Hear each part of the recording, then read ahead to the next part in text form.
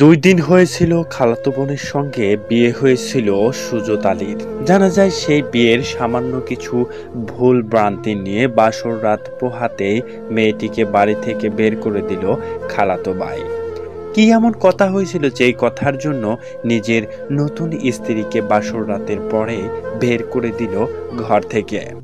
জানা যায় প্রতিবেশীদের বরাত দিয়ে যুবক ছেলেটি জানায় তাদের ভিতরে মিলনের একটি বিষয় নিয়ে দুজনের মধ্যে কথা কাটাকাটি হয়, আর এরই জের ধরে ছেলেটি রেগে গিয়ে মেয়েটিকে অকথ্য ভাষায় গালিগালাজ করে।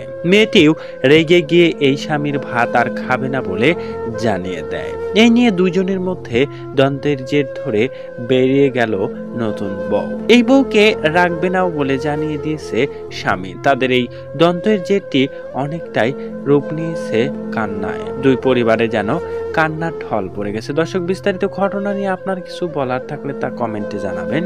আল্লাহ হাফেজ।